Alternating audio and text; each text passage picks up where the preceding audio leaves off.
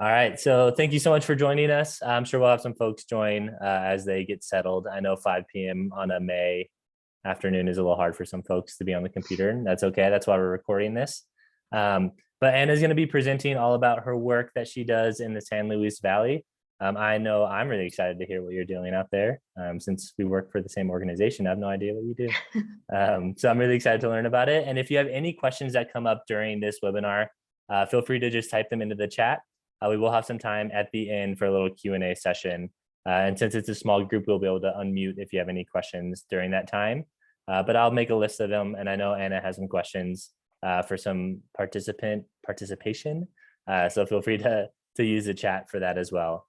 So Anna, I'm gonna hand it over to you. Thanks for joining us, everyone. Yeah, sounds good. This will be a very mellow presentation. So hi, everybody, parents and Lauren and Tyler. I'm going to be talking today about river hydrology and formation of habitat, and then the challenges that can present for folks here in the San Luis Valley, but we'll take it a little bit more regional or landscape scale as well, so it's not just for the San Luis Valley, Colorado. Before we hop into that though, obviously I'm with the Bird Conservancy of the Rockies, and so here's our mission statement on the screen: to conserve birds and their habitats through an integrated approach of science, education, and stewardship. And those are our 3 departments, our 3 branches at Bird Conservancy. I am a member of the stewardship team, and we work across the Rocky Mountains, the Great Plains, Mexico, really into some of the far reaches of the habitats for a lot of these birds and species of concern that we're looking at. Before we hop in, this will be a review for some of you. Just to talk about my journey here to the Bird Conservancy. I grew up in Chicago, Illinois. And between my mom's family in Michigan and my dad's family in New York, I spent a lot of time digging in the dirt and looking for frogs and fish and worms and all the creepy crawlies, and really had a longstanding interest for the natural world. And I went to the University of Pittsburgh for undergrad and got a degree in environmental studies, and really was focusing more on sort of like sustainability in the traditional sense, the sort of triple bottom line, the people, planet, profit sort of stuff. Clean energy, recycling, compost, those sorts of things, and was really starting to learn that, you know, my environmental ethic was not something that everybody shared, and so I got really interested in outdoor education as a way of building environmental ethics in people. So getting people to feel attached to the outdoors, so that later on in life they just want to see it protected. So I went to Running Springs, California, and I worked as an outdoor educator for a full school year. And there really just learned how to sort of translate complicated issues and complicated topics into a digestible form for a variety of audiences. And then from there, I moved to Aspen, Colorado, and I worked for the Aspen Skiing Company doing sustainability work. So again, kind of more focused on that triple bottom line, clean energy, grant making sorts of things, and realized that that's not really what I was actually interested in. I was thinking back to looking for frogs and fish and worms, and that's really what I was excited about. So I went back to school to the University of Michigan and got a master's in ecosystem science and management. And there I was working in Michigan wetlands, looking at restoration of wetlands, and doing a lot of vegetation and macroinvertebrate and fish field work to really quantify the habitat quality for birds on a national wildlife refuge. And all that has led me to my role here as a private lands wildlife biologist with the Bird Conservancy. And as a biologist, I get my truck stuck in ditches, and I get my truck stuck in snow and mud, and I fall in marshes a lot. I flooded my boots yesterday, so I have to dry those socks out still. But in addition to doing all those things, I also, I'm partnered with the Natural Resources Conservation Service, which is a federal office. And I work with Farm Bill, which are federal dollars, to implement wildlife conservation projects on primarily working lands, but all private lands. And so on a daily basis, I'm working with ranchers and farmers, nonprofit organizations, engineers, consultants, biologists, federal and state agencies, just a whole host of people to make these projects possible across private lands. And I do this in the San Luis Valley of Colorado, which is south central Colorado. We have an average elevation of 7,900 feet. We're the home of the headwaters of the Rio Grande River that then flows into New Mexico and Texas. We have the Great Sand Dunes National Park. Some of you might have heard about, we had a little fire scare at the sand dunes yesterday, a lightning strike. I think it was a 40-acre fire, but they got it under control. We also have the oldest church in Colorado, which is just a trivia thing. And then we're also the main stopover habitat point for almost the entire population of Greater Rocky Mountain sandhill cranes. So twice a year, almost the full population of this species comes into the San Luis Valley for forage and just sort of replenishing energy as they migrate between the northern Rocky Mountain regions and then Mexico and Latin America, and New Mexico as well. And then, of course, the thing that makes my job so interesting and challenging is we have a complex mosaic here of federal and state and privately owned lands. And so it's really a patchwork here, and that can make things kind of complicated. For folks who are psyched on birds, because we are the Bird Conservancy, here's a picture of cranes during this most recent spring migration. They're here at the Monte Vista National Wildlife Refuge in this picture. And then in the background, those are, I think those are geese. They're definitely some kind of waterfowl or Canada goose. So this is not only the stopover point for sandhill cranes, but also for a number of migratory waterfowl as well. So I wanted to throw this in here, but we're not actually talking about cranes today. We're talking, oh, I forgot I added this because it's a new picture. I got it yesterday. Just some mallards flying over the mountains. Okay, so we're not talking about the cranes. We're going to kind of talk about ducks a little bit, but mostly we're going to talk about rivers. So today we're going to cover how rivers work and meander and form habitat, and then what that actually means for people on the ground in a place like the San Luis Valley. And again, I'm going to take this and kind of scale it out a little bit. So for folks who are not in the San Luis Valley or don't work here, it'll still be applicable to wherever you live and work. And then obviously there's some conflict between rivers and the landowners and the users of the land. And so finding solutions and moving ahead will kind of wrap up our presentation today. So starting out, we'll cover some basics of how rivers work. And this is a really, really shallow overview, pun intended, really shallow overview of how rivers work, kind of the really basic fundamental principles of their hydrology. So the first thing we'll cover is that rivers have power. This is the sort of #1 baseline nugget to start from. And so thinking about rivers having power, and this is where folks throw some things in the chat, starting with slope. Slope affects power. So which do you think has more power, a steep slope river channel or shallow slope? So we're talking about river flowing from point A to point B. If that's really steep or really shallow, which do you think generates more power in the river? Oh, I didn't have my chat open. Somebody says steep. You're right. Yay. That one makes sense to us. If you're on a bicycle or a skateboard on a shallow slope, you're not going nearly as fast as if you were on a really steep hill. There's not as much kinetic energy built in to your movement there. So the next component of river power is discharge. The two pictures are from the same property. It's the same river, just a little bit upstream in the second picture, but this is at 2 different times of year. So you can see the difference in the discharge. So which do you think has more power, a river with high flows or low flows? So a lot of discharge, low discharge. It can't just be Lauren answering. I'm saying that to my parents.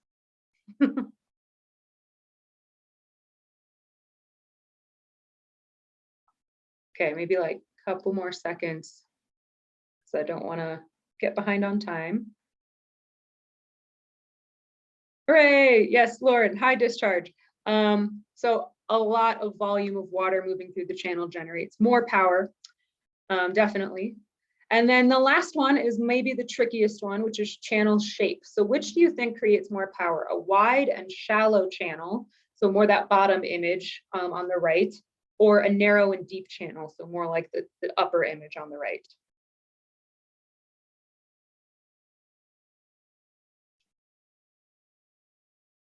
Okay, I'm seeing some narrow and deep, and you are correct. Very good. And we're going to talk about why really quickly. Again, we're not going to get super into this because we could spend like a whole week on all of these things. But when we're thinking about channel shape, we want to think about surface area and friction. So that's friction between the water particles and the sediments below. So considering these two channel shapes, which one has more surface area? Which one has more area of contact between the water and the sediment below? That's going to be the wide and shallow channel. And so if we have more surface area, Then we have greater water to substrate contact. That generates greater friction. In order to overcome friction, beat friction and keep moving, those water particles have to use up energy, and that is a loss of power.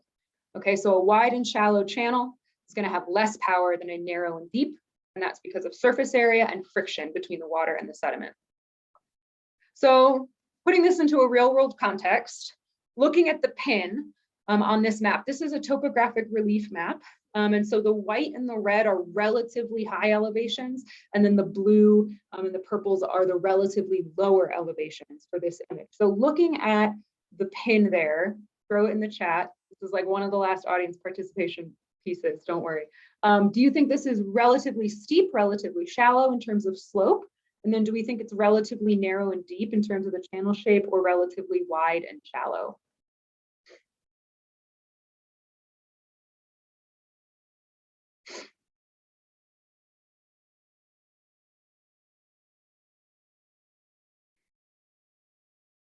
Maybe like 5 or 6 more seconds. Okay, we got another narrow and deep. What about the grade? Do you think it's steep, shallow? And this is relative to the things around it in the map.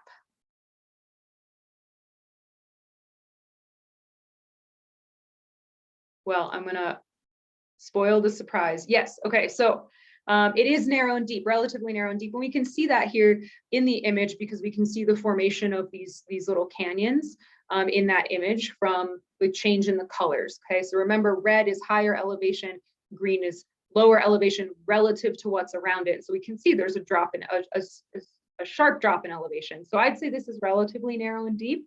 And again, relatively steep compared to the rest of the image. On that left side of that river channel, it's coming out of some higher elevation mountains.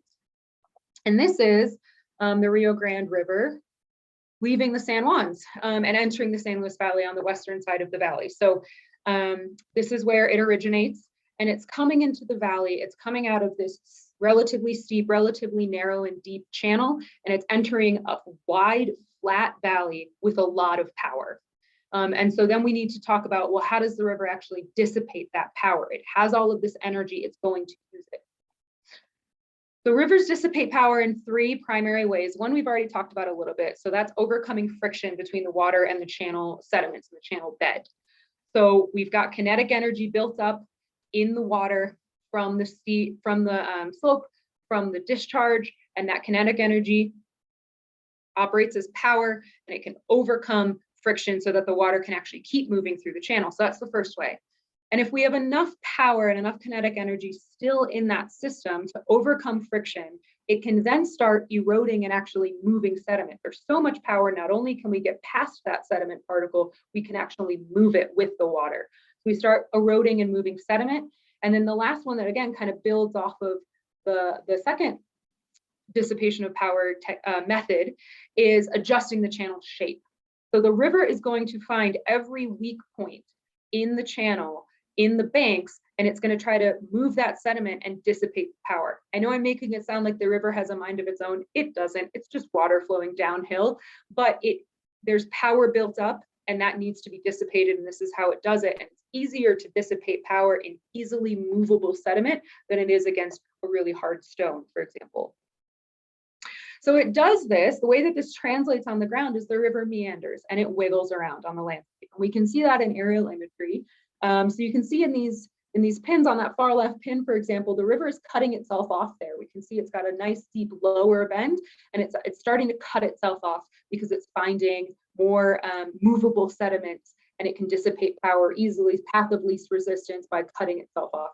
It's creating these side channels, as you can see on those second and third pins. This is a really great aerial image I got from a nonprofit that works in the valley. They did a helicopter flight after some flooding. And so you can see, again, the river cutting itself off on that left pin. It's very, very close to completely cutting itself off and merging the 2 channels there. Again, creation of side channels, creation of these sort of flooded zones, which is really close. In the bottom of the picture here, you can see this kind of flooded out forested zone. Here's actually that exact same location, but taken from the other side. We can see the formation of bars on this farthest right pin formation of bars and side channels. We can see ponds that are fed from groundwater, and we're going to talk about that more in a minute. And again, the erosion force of the river itself. And so I want to talk a little bit about that erosion just to make it clear where that's happening. So we get erosion on the outer bends of river channels. And the reason for this is that if there is a line of fastest flow in the river channel.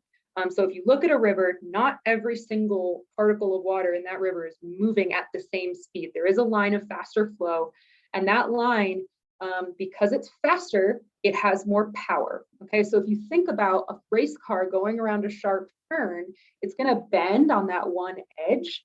It's going to bend on that outer edge, tip over, because that's where the most energy is.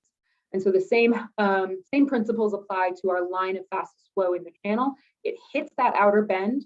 It has all of this power. And so it hits that outer bend and it starts to erode and move the sediments on that outer bend. And we can see the history of this on the landscape. So this is called a LiDAR image, but it's another one of those topographic relief maps, type maps. And so again, the white and the red are relative higher elevation. The green and the blue are relative lower elevation. And we can see the scars on the landscape of where the river used to be. So this far left pin, for example, that is what we call an oxbow lake or a slough, and that's where the river used to be. We can see it between the second and third pins, the meanders and the wiggles of this river. So these scars on the landscape can be really useful for us as we try to make decisions on how water is moving across somebody's property. Obviously, we're with the bird conservancy, so we have to talk about the habitat. All of these meanders and these oxbows and these sloughs and these habitats that are created are really great for wildlife.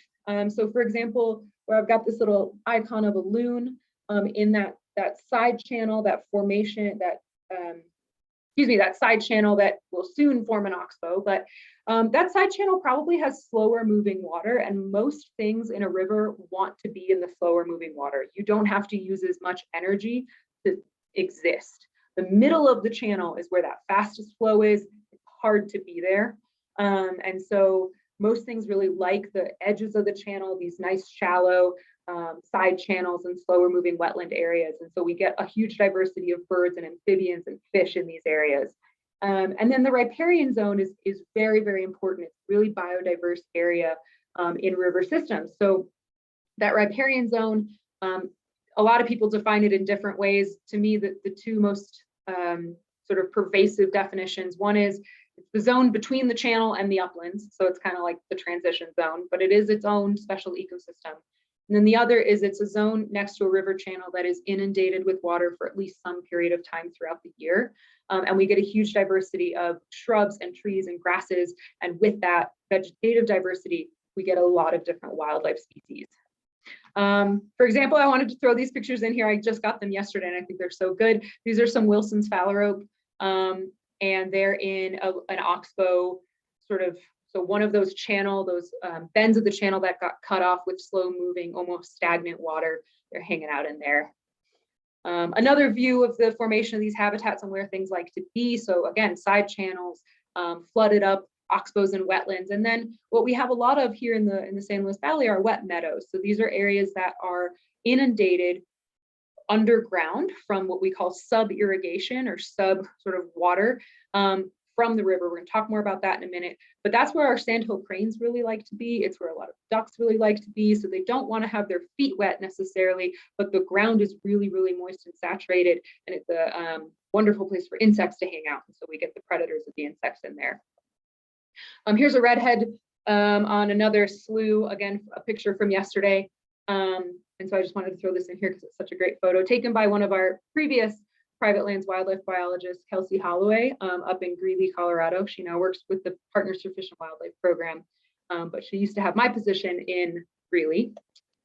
So I talked just now about that sub-irrigation water, and I want to just put an image to that.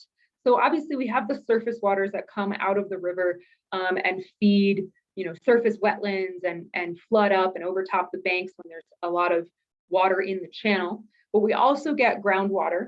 And so you can see in this image, I couldn't find one that showed a cut at the location of that green pin, so we just have to imagine that it's there, that there's a cross-sectional cut there and a depression in the ground, a low-lying area that intersects with that groundwater. And so that low-lying area hits the groundwater, it fills up with that groundwater, and it stays inundated in stagnant water. And this is how we get our wetlands and our sloughs and our marshes in river ecosystems. And often these systems are also in the riparian zone. And so really the river and the habitat are, working hand in hand. So again, I'm personifying the river here. It's just trying to dissipate power. It doesn't have a brain. But for the purposes of teaching, the river wants to dissipate power by eroding its outer banks. We understand that it's that line of fastest flow hitting the outer bank with a lot of power. And this can create new riparian zones and backwater sloughs. When the river cuts itself off, we get a backwater slough formed, and that's a new type of habitat, a new diversity of habitat. The river wants to flood up and overtop its banks. So imagine you have a river channel, and then when you get a flood, that is a huge amount of discharge coming down the river channel. And so again, discharge is a source of power. And so that power can be dissipated by overtopping the banks and no longer staying within the bounds of the channel. And so we get flooding. And so we talk a lot about floodplain connectivity with habitat in a sort of normally operating system. We get flooding in the adjacent lands to a river channel, and that stimulates vegetation growth. It helps bring nutrients into the soils. It creates wetlands. It's also often the sort of stimulation for vegetation growth for some species. So like cottonwood trees, for example, are adapted to be flooded. They're adapted to be disturbed. And then some fish species rely on that floodplain connectivity for breeding. Again, when it floods up, that's relatively stagnant, shallow water. And so it's easy to live there. It's harder to live in the channel. So a lot of fish will actually breed and reproduce in floodplains during the flooding season, and then they will return to the main channel. And then finally, the river wants to send water into the subsurface to feed sloughs and wetlands. So that's another form of dissipating power. It's filling in the porosity and the space between sediment particles in that subsurface and sending water out laterally. And this helps maintain our marshes and wetlands and other increasingly rare habitats on the landscape. And then of course, we get different species in these systems. So in the river channel itself, obviously we get fish and waterfowl and beaver and snakes. I saw a rattlesnake swimming across the Rio Grande, and I didn't know they swam. It was pretty cool. In our sloughs and wetlands, we get amphibians and wading birds, dabbling ducks, snakes, beaver, waterfowl. I mean, this huge diversity of species in sloughs and wetlands. And then our riparian zones, which are an increasingly rare habitat type, we get a lot of biodiversity. So migratory birds, both waterfowl and more like songbirds, smaller birds, deer, elk, amphibians, snakes, beaver show up in all of these. And then of course, a diversity of insects as well. So just to really drive home the importance of the riparian zone, in the state of Colorado, over 80% of the wildlife species that we have in this state use riparian zones at some point during their life cycle. But riparian zones only make up about 2% of the land area. And these percentages carry nationally as well, with a little bit adjustment here and there, but generally it carries nationally. And so these are increasingly rare systems, but they are extremely biodiverse. They provide what we call ecosystem services. So they filter water. Obviously, they sequester carbon. They provide these services for humans and for the way that we need to live without us having to pay for them or build them or create infrastructure. And they're going away. And we're going to talk a little bit about that in a bit. So in the San Luis Valley, we have a number of rivers and tributaries that feed the Rio Grande. And so all of these rivers and tributaries are wiggling around, they're eroding their outer bends, they're moving, they're trying to dissipate power, and that can get really complicated when we start to put in property boundaries and we start to have people in the system. People want to live near rivers. You have water access to recreation. Typically the soils are really, really fertile from that floodplain connectivity. These are places that people want to be. And so that can get complicated when we put these sort of imaginary boundaries over a river system. So looking at the location of that pin, I just want you to imagine if the river cut itself off there. So it's making this little nubbin, and if it cut the little nubbin off, what would that mean for the landowners in that area? Well, this is just zoomed in on that same picture, looking at the parcel that I have my little arrow pointing to, that landowner, if the river cuts itself off and is no longer flowing through that part of his property, that landowner is losing some river access. And that could be a location where they water their cattle, that's where they get water access for their livestock. It could be a place that they go fishing. They could rely on that groundwater connectivity for crops. And so the river cutting itself off there in terms of habitat is really great. It creates an oxbow, it creates a new riparian zone. It's fantastic from a habitat standpoint, but for this landowner, that could be really concerning. Another example at my green pin here, looking at that outer bend, it's a little bit of a shallow outer bend, but at that outer bend, what if it keeps eroding down? What does that mean for our landowner in that large parcel of sort of pastured grass that we can see? Where my arrow is pointing, if the river keeps eroding down that way, that rancher is losing farmable land. So they're losing actual acreage of land that they could be haying, they could be growing crops, they could be grazing their livestock. So for example, in this picture, I'll get to the text on this slide in a second, but in this picture, this particular landowner is losing up to 4 feet of pasture a year. That's a lot. And after 5-10 years, that turns into a significant loss of land that could otherwise be used for production, which has a direct effect on their income. So, we're talking about the river and sort of the river's nature. So the river versus the people in this instance. So again, the river wants to dissipate power by eroding its outer bends. That causes land loss, pasture and farmland loss for landowners. The river wants to overtop its banks and flood and connect with the floodplain, but that can cause structural damage, obviously human health concerns, disrupt harvest processes. If you're trying to get a big tractor onto a flooded field, you're going to get your tractor stuck and you're not going to be able to harvest. And then again, the river wants to send water into the subsurface and feed sloughs and wetlands. Similar to the flooding, it makes hayfields really wet and uneven. You can get machinery stuck out there. Plus, if you're trying to irrigate and things aren't uniform, and water is very limited here, irrigation water is very limited, you want to make sure you're getting the most bang for your buck with that. It can make that really challenging. So it's not just the river versus the people. The people also mess with the river. So people, we want to pull water out of the river for irrigation. But obviously that reduces water available for habitat and for downstream needs. So it reduces our in-channel habitats and our floodplain connectivity. If the channel shape is, this is a weird example, but just to get it in your heads, if, for example, the bank height, if you emptied the river and the banks were 10 feet high, and usually at high flows, the river can overtop its banks. You have 11 feet of water in there and it overtops its banks, that's great. But now if we're pulling water out, we have this 10-foot high bank, and now there's only 9 feet of water in the system at high flows, it's not overtopping its banks anymore, it's not connecting with the floodplain, we're losing all of those ecosystem and habitat benefits. People want to graze livestock in the riparian areas. We are very windy in the San Luis Valley, and those riparian areas are sheltered, they're forested, and we tend to be really windy in the spring, which is right when the ranchers are calving. So they've got all these baby cows and they want to stick them somewhere really sheltered. But having cows in that riparian zone can decrease vegetation cover and by proxy habitat. It loosens the soil and it can cause bank erosion. And we're going to talk more about bank erosion.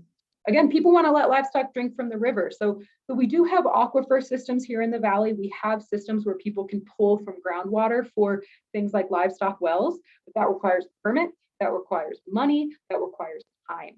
So if you have river access and you can just have your cows come drink for the river and avoid the permit, avoid the money, avoid the time that's necessary for a well, most people are going to do that. But again, putting livestock next to the river, weaken banks, weaken that soil stability. These are heavy animals and create these cut banks like what we saw in that previous image of the landowner who's losing 4 feet a year. So this is just some examples to kind of show you on the ground what these kind of challenges look like. So this is an example of quote unquote people versus the river. So riparian vegetation manipulation and loss. So this is a picture of a riparian zone. I want you to pay attention to those willows, those shrubs on the left side, on the outer side of that gravel bar. This is that same zone several months later. So the landowner came in and pulled all of those willows out. So that's a direct loss of habitat. That's a direct loss of soil stability. You might be thinking, well, why would they do that, right? Because this riparian zone occupies 25 acres of their land. So if they pull those trees out and they make that plantable forage and plantable hay grounds, they get an extra 25 acres of hay ground and places they can graze their livestock. And so some landowners are inclined to pull out and devegetate these riparian zones so that they can have more hayable ground. Another example of people versus the river is grazing in the riparian zone. It's unfortunate. I think this picture is kind of funny though. You can see that straight line of on the willows there. This landowner grazes sheep, and that's as high as the sheep can reach, and they've stripped all the leaves off of those willows. And that's not a loss of the vegetation entirely, but when we call it defoliation, the fancy word for leaf loss on vegetation. When a plant is defoliated, it now needs to use energy to try to regrow those leaves, and that can leave it more susceptible to disease, more susceptible to drought and parasitism and these other things. And so it can lead to a loss of vegetation over the long term. It's not just the people hurting the river can be a pain for the people too. So this is an example of a field flooding from sub-irrigation and that getting in the way of harvest processes. So you can see that access road in the background of the picture. I actually took this picture because we couldn't drive over this because it was too muddy. We would have gotten our truck stuck. And so if this landowner needed to access the other portion of his property, he's kind of stuck. And then this is a little bit of a tricky one. Is this people versus the river versus people? We have bank cutting. This is on an outer bend. So obviously we are going to expect to get some amount of erosion because it's on an outer bend of the river.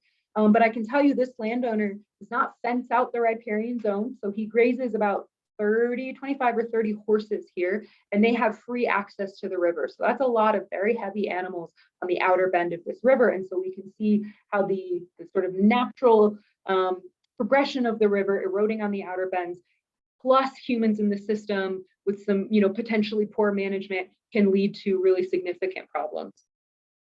All right, so all that means we need to start finding a balance and having conversations about this perception, of the river versus people or people versus the river. This is something I've found with a couple of landowners here. I think most of the landowners I work with here understand that the river is an asset, but sometimes in some of the more specific cases, we really need to outline how it can be an asset for them, in these specific instances. And so we're trying to balance people's wants and needs, the river's nature and its need to dissipate power, and then wildlife habitat. So that all really starts with communication. And so when I work with landowners, the first thing I do is try to understand their goals and their needs. And the first step is to never blame them. It's easiest way to shut down a conversation is to say to a landowner, well, you have bank erosion because you let your cows in the riparian area. This is your fault. That's sort of useless, even if it's true. That's completely useless. That's not, no one wants to be told that they're doing something wrong. And then I always try to be honest with my landowners and explain to them that, I am a wildlife biologist and I'm coming in and working with them on this project with a wildlife perspective. And I understand that's not how they're approaching this issue. But I find being honest with them is more useful because they know I'm a wildlife biologist. They have my contact information. They have my card. And so if I'm trying to say, oh yeah, well, it'll increase your cattle production, that doesn't build a lot of trust because that, why would the wildlife biologist want their cattle production to be, exponentially better without even talking about the habitat? So I try to put it out there that yes, we have different interests, but coming to the third point, we can find common ground. We can find how solutions can benefit both their needs and their wants, and then wildlife habitat as well. And in order to do that effectively, we need to change the language. So I'm going to focus on the last two a little bit more here. So these are conversations I have with landowners on, for sure, a weekly basis. And so it's finding the common ground and changing the language. So for example, it's not useful for me to come in and say to a landowner, well, your riparian areas, this is a super productive habitat, really biodiverse. Your cows are eating all the vegetation, you need to get them out. Again, that's useless. That's blaming. I'm not finding the common ground there. So one way to approach it is, well, forested riparian areas are really good sheltering areas for your livestock. You as the landowner, this, you've been putting your livestock here in the spring every single year for 3 decades. But looking at the state of the vegetation, it hasn't had a chance to get reestablished. And so in terms of age classes of our vegetation, everything in here is really mature. You don't have a lot of baby plants. And so the longevity of this system is sort of is sort of questionable. So if we add a fence and we change your grazing rotation and allow the vegetation to get established in here, we can actually have a more long-term, a more viable ecosystem in the long term. Another one is a species I work with a lot is the southwestern willow flycatcher. And willows, it's in the name. Willows are a key habitat component for this species. It's a federally endangered species. So, keep the willows on your property because it's for this federally endangered species. That's super not useful. One way to phrase this differently is, well, vegetation like willows keeps your riverbanks and your soil stable because that root action really holds the soil together. And so it's advantageous to leave this in, especially on stream banks and even ditch banks, irrigation ditch banks, because it maintains soil stability. And the last one that I'll cover here, wetlands and marshes are great for ducks and frogs. I love frogs, so you should just leave them here. They're good. You should be happy they're on your property. That's not useful. So one way to approach this differently is, acknowledging that wet, marshy areas can be really hard for harvest. They can be a pain. It is useful to level with landowners and again, be honest with them and say, yeah, I get it. Having this marsh here is a pain in your butt. But they keep your water table high because you've got that groundwater connectivity. And so keeping this as an aspect of your landscape instead of filling it in is going to keep your sub-irrigation high. And that's going to be good for your crops and for the forage for your livestock. So in practice, this translates in a number of different ways, and I'm going to cover a couple of them here. So these are all active projects that I have going on right now.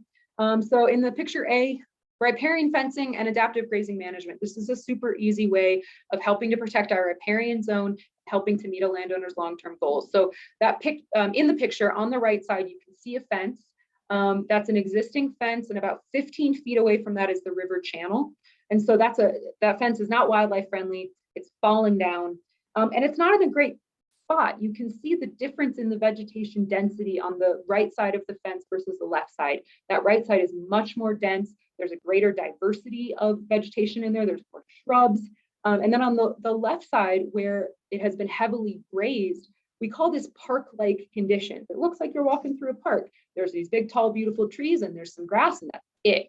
It's nice for the park, but it's not great for wildlife habitat. And in the long term, it's not great for this landowner. He's going to start losing those big mature cottonwoods and doesn't have any babies to crop up and take their place. And so we're going to move that fence about 100 feet back. We're going to remove the one in this picture, move it about 100 feet back and encourage growth of this vegetation and keep cows out for most of the year so that this vegetation has a chance to get established. With stream bank instability and soil instability, we can do engineered bank solutions. We can do what's called low-tech bank solutions, which are much less expensive and tend to be more temporary, although I'm not going to get super into why they're not always more temporary, but they help adjust the stream channel shape and can create a long-term solution. I'm not going to talk too much about these because I'm not an engineer. Revegetation of riparian areas. We've talked about how vegetation can help hold soil in place and add stability. And so if you see in this picture B, on the other side of the river, there's kind of a blank soil strip. There's not a lot of vegetation there. And so adding vegetation in is going to add habitat, obviously, and it'll hold the soil a little bit more stable. And then finally, flood irrigation management. We could spend an entire other webinar on flood irrigation management, so I'm not going to cover this really comprehensively, but in that picture C, there's that black box that's a flood irrigation check structure. So the ditch in that picture, the landowner can open the check structure and let water through to flood out another ditch or flood out one of his fields, or he can close it and send it further down ditch if he needs it elsewhere on the property. And so we can use flood irrigation infrastructure like these boxes in conjunction with the natural topography of the landscape. So thinking back to that topographic image of those sloughs and those scars on the landscape of how the river used to move, we can put flood irrigation structures on the downslope side of those sloughs. And so landowners can use the sloughs, the natural features of their landscape, as part of their irrigation management. And so they can put water in their sloughs and sort of have it move very, very slowly through those sloughs and into their ditches and irrigate out of that. And obviously that keeps that water table high, it keeps the soil saturated, and it creates these really great wetlands for wildlife as well. So thinking ahead, this is something I think about a lot, especially with these contracts that I work with on river restoration that can be really expensive. I always wonder, well, are we ever going to be done with this? because the river's always going to want to move. It's always going to have power. It's always going to want to dissipate that power. And people are always going to want to live and farm and be around rivers. They're productive, they're beautiful, they're places to go fishing and hunting. So are these challenges ever going to end? Because we're always going to have these property boundaries. I'm just going to sort of send you away with that thought of, what do we do in the long term? If we repair this bank with a heavily engineered solution, it'll last us for 20 or 30 years. And then in 35 years, we might be right back where we started trying to repair that bank again. So I want to bring it around and say, this isn't just a conflict in the San Luis Valley. Those fundamental principles of river movement, of power, how rivers get power, how they dissipate power, that applies everywhere. It doesn't matter where you are. And so no matter the system you're in, the river's going to behave the way it's going to behave. And then the context around it is going to create different challenges. So, in the West, we need more water, but in the Eastern United States, in the Midwest, they have too much water. And so we're getting really, really intense flooding. There's too much power in that system for the channel shape. We're getting a lot of flooding. And obviously, as you can see in this picture, I just sort of grabbed a news story. That's a human health hazard. It's a disruption to farming operations and production. And it can create have issues with habitat, because that's a lot of power coming down the river, and it can rip out vegetation, and it can rip out rocks and systems that create diversity on the landscape, and it can just wash everything down. And so really intense flooding is an issue. And then I threw this picture in because I think it's ridiculous. That's a separate issue. The LA River, that's a picture of the LA River on the top right. And in some parts of it, it's channelized and it has a concrete channel. And so talking about friction, not that LA has a ton of water, but imagine if it did, because there are some channelized rivers around the world like this that have a concrete infrastructure. Thinking about friction, this system doesn't have very much friction in it. There's no heterogeneity in that channel. It's just a flat channel.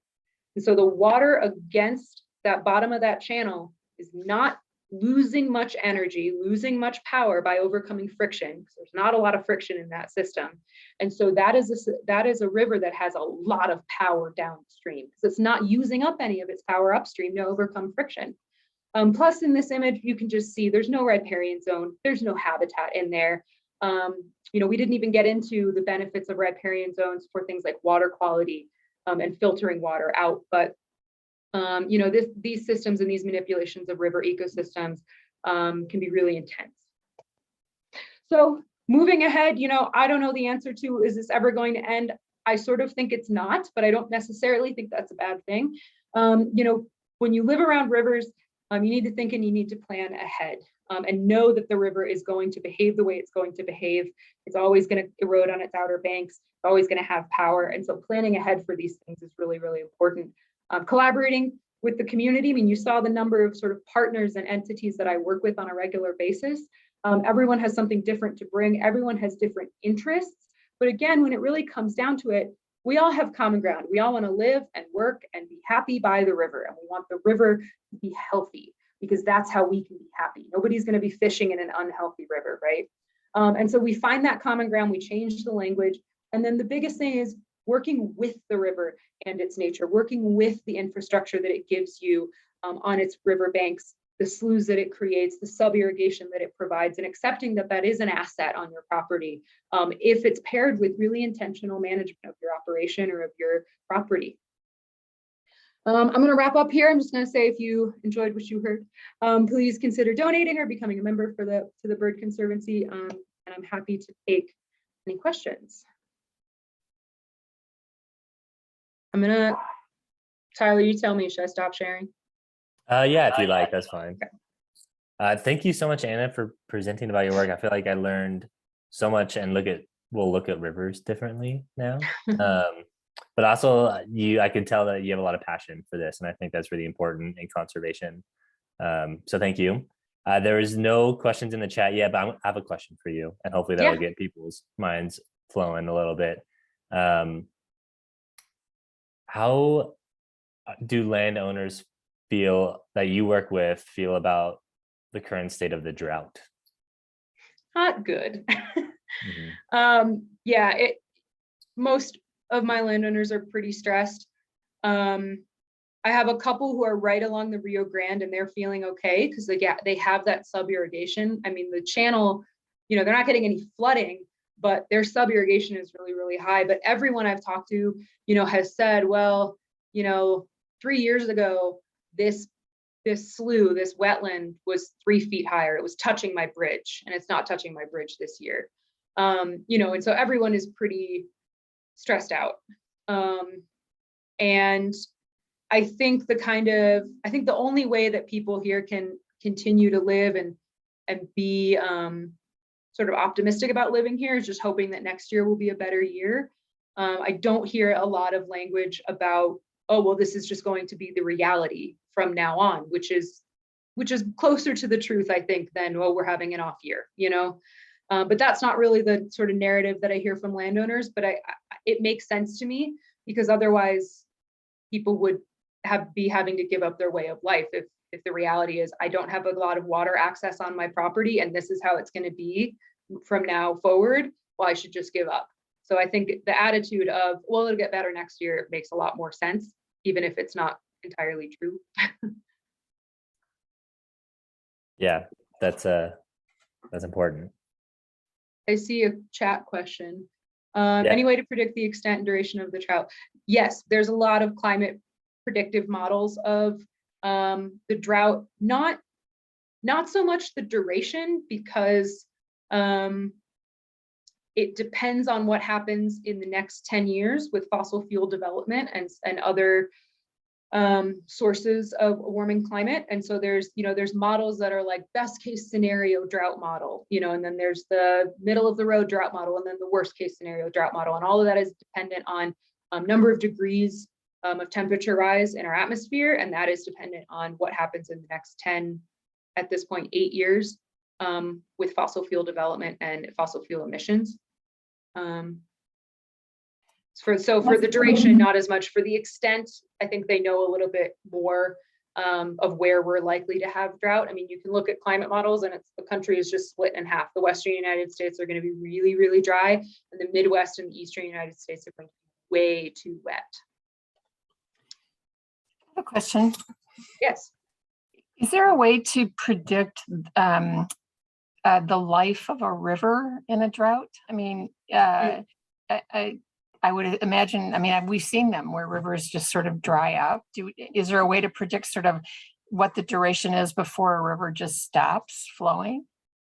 Yes. So it would again be climate modeling and snowpack modeling. So we have around the valley, I don't know how many snowpack meters that measure the amount of snow at the headwaters of some of our river systems. And so they can tell you how much cubic feet per second, CFS, of water, will be coming down the river at any given time out of the headwaters.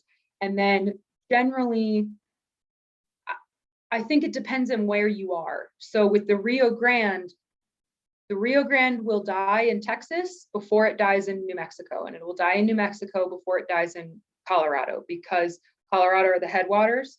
And so the water, since we're closer to the headwaters, we're going to have access to it, and it'll dry up as it tries to reach New Mexico and Texas. And that is really dependent on things like snowpack and climate and wind. I mean, one of the reasons we're having such a bad water year already in the San Luis Valley is how windy it's been for the last 2 weeks, because that increases evaporation. And it also, there's a phenomenon called dust on snow. When it's really, really windy and you don't have enough vegetative cover, it kicks up all of this dust and these particles, and that settles on snow. White reflects sunlight, dark colors absorb sunlight. So when you get dust on snow, those are dark colors, they're absorbing sunlight, and it creates faster melting of snow. And so not only are we seeing obviously less water, but we're seeing the timing of water is different. I went on a little bit of a tangent. The answer is yes, but I don't know too much about it in sort of the long term. I know more about it in sort of season to season, year to year, of how those things can be predicted. No, that's helpful. Thank you. Yeah, that was actually going to be one of my questions too. So thanks, Janet, for asking that. Lauren asked the question in the chat. Lauren, do you want to unmute, or would you like me to ask it? Sure, I can ask my question. And are there any lessons learned from the San Luis Valley that other communities with who are really reliant on water resources could benefit from in thinking about partnerships or collaborations or initiatives or the way that they've tried to address some of their challenges? Yeah, the one that most comes to mind, and I learned this in a water class that I took, a water in the San Luis Valley class that I took a couple of months ago. The San Luis Valley is it's the only place in the world that is trying to deal with these types of water issues in a community-based bottom-up way. I think part of this is due to the politics of the people here. We don't want the government to tell us what to do with our natural resource. And so out of that attitude comes a community bottom-up based approach to water management. And so we have different associations. There's the Acequia Association in Costilla County, which is a really long-standing association, community-driven group that is based around community need and use of water resources. And so that's the first one that comes to mind, is that the San Luis Valley, the communities here are really trying to be predictive with water issues and not reactive, because if it's reactive, that means we're having to adapt to mandates from the state or federal government. And that's something that the communities here really want to avoid. So I think having people come together and accept, if we don't try to fix this now, we're going to be told what to do. And this is our community and no one's going to tell us what to do with our river. I think is sort of the attitude. And I think it's been effective here in a lot of ways. Excellent, thank you. All right. If there's no other questions, if a question comes up later on in your life too, I'm sure you can reach out to Anna to answer that question. I don't know. I don't think I'll ever see Janet and Eric, I really appreciate you taking the time to present. This was such an amazing presentation. I learned so much about rivers that I didn't previously know about, and about the work that you're doing and that we're doing at Bird Conservancy to kind of help ranchers and landowners manage their land around rivers. So thank you for taking the time, Anna. I hope everyone has a wonderful weekend. Hopefully, if you're in Colorado, you will survive this late snowstorm, or at least my plants will. And yeah, I hope everyone has a wonderful evening. So thank you again, Anna. I really appreciate it. Yeah, thanks everybody. Thanks for joining. Thank you. Thank you, everyone. Keep doing these. They're very interesting. Sounds good. All right. Have a great one, everyone. Thank you. Thanks.